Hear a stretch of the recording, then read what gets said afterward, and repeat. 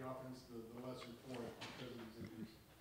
Well, going in, we felt like Richard was going to be a big part of it, but he's been hurt in every game, starting game one. So. But it does limit the things that you can do when you want to use some of your two tight end packages and things like that. Because depth right there is a little shy. But hopefully we get him back soon.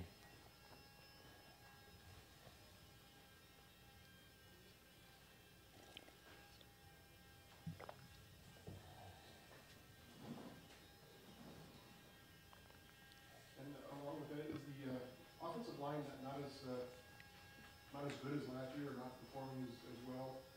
If your rushing figures, except for Bigelow, seem to be down. Well, we have one guy with experience up there, so they're all kind of learning under fire a little bit. They're competing hard. They played against some pretty talented guys the last couple weeks, and that won't change as we go through our conference play. But they're competing hard and they're learning, and so like I said, the last couple of weeks we've had, Swinky's the only one with any experience on the offensive line, so it's a good test for them. They're learning under fire, and as long as they're competing hard, and I'm sure they'll continue to improve. Going back to the tight ends, they have a pretty talented tight end who's one of the top receivers in the country, period, and obviously one of the top tight ends. What does the defense have to do to contain that? And do you think that maybe prepping for what you guys wanted to do with tight ends maybe helps service that a little bit? Yeah, it's a you have to prepare for a whole offense, and everything that they do.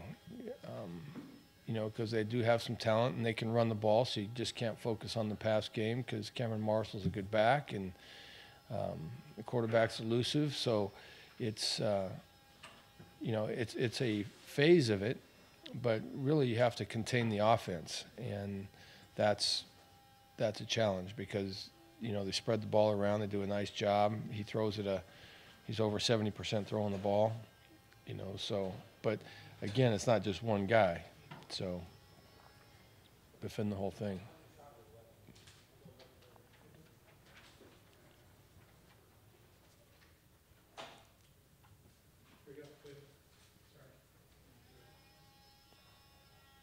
Could you talk a little bit more about that quarterback? He hasn't played very much before this year, and he's putting up some pretty good numbers. Just kind of describe him a little bit. Yeah, he's elusive. He's accurate. So he can hurt you with his legs, and as well as throwing the ball. They throw a lot of high percentage throws, a lot of things underneath. But you have to be accurate to do that, and he gets the ball out quickly. So, sometimes the guys get the ball out that quick. It's hard to get pressure on him, but he's done a good job. Jeff, over here, right. Can you talk about a couple things? Cameron Marshall, the running back, 1,000-yard guy last year. Is your impression he's been nicked up a little bit, or are they just trying to diversify things, or what? It seems like they're doing some other things, with some handing balls off with the receivers and things like that. But I just don't think he's carried it as much. I don't know that he's hurt. I don't see that on tape. So, but it just doesn't look like they're using him as much as they did last year. He's still a pretty good threat. Oh, absolutely. Yeah, he's strong. I think he's shown over the years that he's strong and he's fast, and you have to make sure you're tackling him well because he can run through arm tackles, and so he's a very good back. I believe John may have asked you about the offensive line, but can you address besides the youth, is there any reason for the sort of inconsistency you may have shown, especially going from Ohio State where you moved the ball so well to last week where I think you had about half the yardage? Also addressing the sacks issue. Well, we'd move the ball deep. We just didn't run the ball as well, and we missed, and then we had some now all the pass protection things are not completely on the offensive line. There's a lot of people responsible for pass protection, offensive line, tight ends, running backs. You know, and if there are such thing as coverage sacks, you know, sometimes he's got initial time and he's got to pull it down a little bit and try to get up in there, and they redirect and get him. That happened a couple times. So it's not that we're just whiffing people. That's not the case. There have been times where, you know, we lose the physical battle, you know, which everyone does from time to time. But mainly the yardage came in the lack of the run game. You know, we didn't throw for 280 yards either, but we moved the ball, you know, decently down inside the red zone. We're in the red zone 4 times, down inside the 15, and came away with 3 field goals. You know, so it. But the offensive line, they're working hard. They're working through any issues. Sometimes you get up against really, really good players that are gonna beat you from time to time. It happens at every level of football. Is there an update on how Summers Gavin's doing? You starting to expect him back this week, or do you know?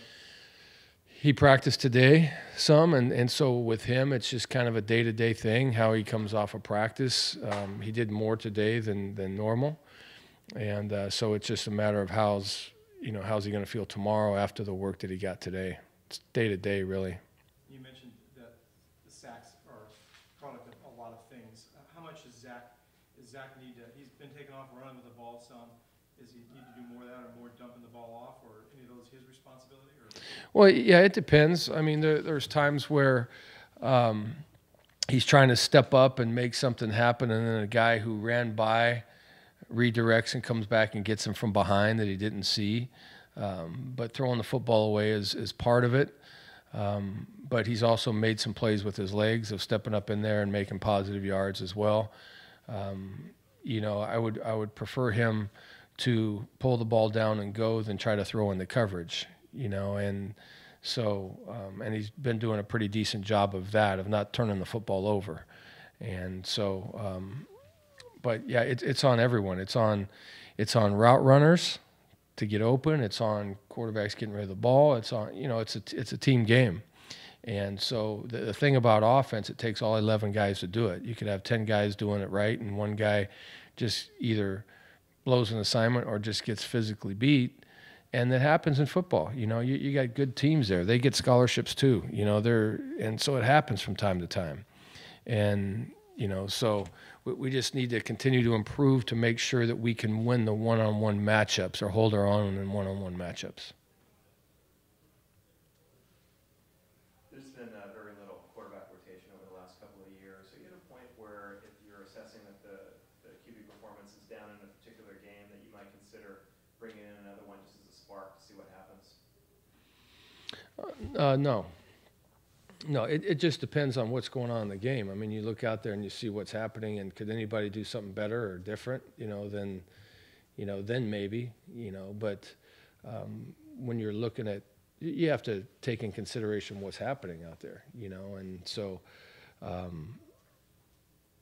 if it were just flat out quarterback play, then absolutely, but it's not just quarterback play, I mean, I thought Zach played great at Ohio State under heavy pressure and did some things, and he had his times at USC where he did a lot of good things, so but right now it's not, sure, could he make some plays, some throws? Yeah, he could, from time to time, but it's not saying anybody else would have did anything different. If I really feel like we're missing reads, or it's just blatant that the job's not getting done, then yeah, you would always consider a change if that warranted one. But as of right now, no. I mean, Zach's doing a fine job, and he's not perfect by any means, but he's played under some pretty heavy duress the last couple of weeks. How much do you pay attention to Zach's body language? We've seen at times, one time in particular, it comes to mind against USC. The one time, yeah. I mean, the one time when he ran out of bounds, the one you asked me about after the game. Yeah, he just didn't want to force the ball. He thought it was at the line of scrimmage, and he's not going to throw the ball down the field, and so he's just stepping out of bounds. And it was 3rd and a mile right then, and so gaining 2 yards is really not going to do anything. So, I think he was just pulling the ball. He may have thought he was closer to out of bounds than he was, so that's probably why it looked like, he had like 4 or 5 yards there where he just jogged out of bounds. But I mean, you watch him compete and you watch him play, and he's running, he's under duress, and he's doing things. And so, no, it's, that one play thought it was at the line of scrimmage. It's third and long way, and they had it covered, and he didn't want to do what he did before and throw into coverage and turn the ball over. So he's just stepping out of bounds. How satisfied were you on a scale of 1 to 10 with the amount of touches that Bigelow got against USC? Because that is something you said you wanted to up from the previous game, and are we going to see that increase even more this week? It's a work in progress with Bigelow still, and yeah, you want to make sure that he has an effect on the game, but there's a lot more to it than just running the football. So so he continues to learn. Jeff, what do you guys need to do better defensively? The numbers aren't what you guys are used to in the last couple of years. It's been the Yeah, we've let some big plays get by us. In the run game, a couple quarterbacks have hurt us with long runs, and then last week, rushing for over 200 yards against us was, I think going into the game, we really tried to minimize the explosive plays for the 2 receivers there, and for the most part did. They cut a lot of underneath stuff, and they had an impact on the game, but it wasn't 80, 60-yard touchdown passes like they can do. So, but running the football, we didn't fit our gaps well enough and didn't tackle well enough, and so different weeks have been different things. It hasn't so much been the pass or the run. I think if I had to say, it's probably more the quarterback run that's hurt us, especially against Nevada and Ohio State. Have you seen the week-to-week improvement you would hope for? Or is... Yeah, they're different offenses that we've played. You have the spread read option stuff where you really can't be overly aggressive. You have to make sure you're really disciplined. And then last week it was more of a smash mouth physical type game that you needed to play because there's not a lot of read option going on there. So there's been different offenses that we played. This week now we're back to some of the read option stuff and some of the more spread attack. So they're just different styles, of some of the teams we played early, and with the quarterback run and the pistol and different things like that. And so, but now we're getting ready to get into a stretch of a lot of teams that run the spread. Arizona State leads the conference in total defense. Are they really that good? And what makes them?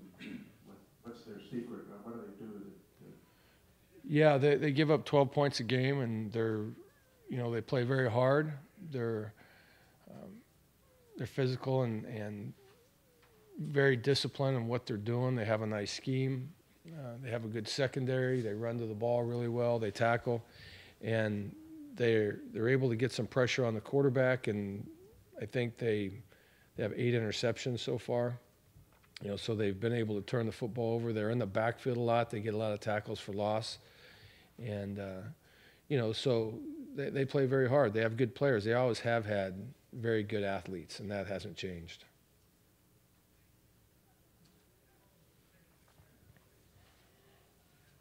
Jeff, are you aware that I believe the 4 teams they played either didn't have their starting quarterback or that guy didn't finish the game? And do you read anything into that when you look at evaluating their defense? I've read that, and but I'm looking at the defense mainly and what they're doing, not so much the offensive players that they're playing against. I'm looking at scheme and how they're covering people and so on and so forth. It's impressive, regardless. Yeah, regardless. Even some of the quarterbacks that played, they weren't bad quarterbacks. They were good quarterbacks. So I mainly look at the defensive scheme and personnel and things like that, not so much who they're playing against.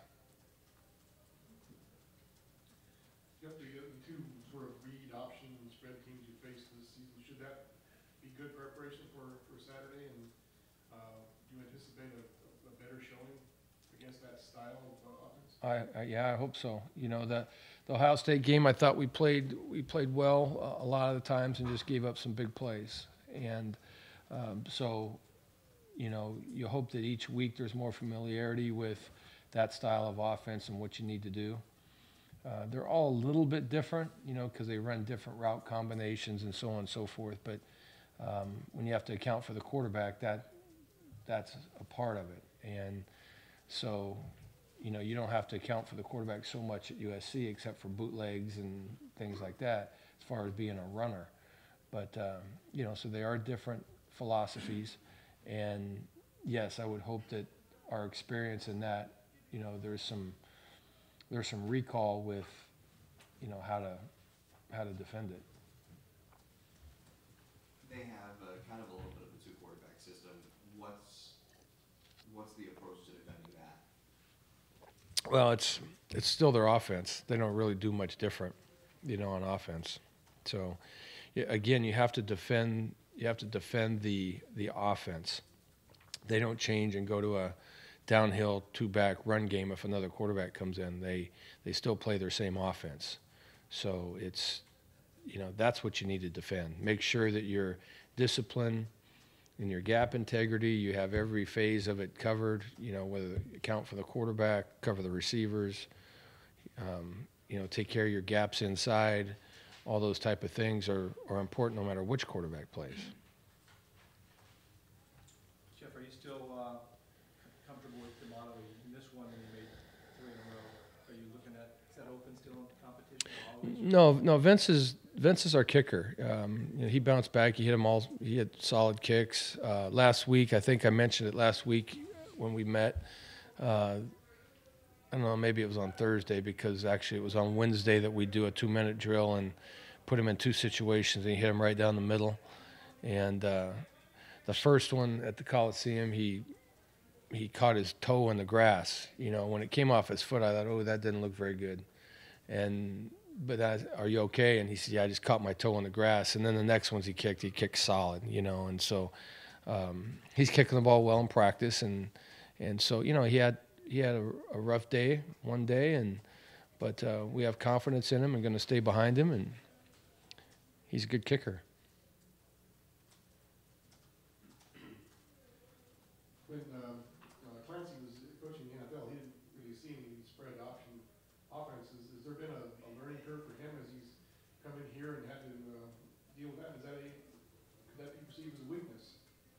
No, not at this point.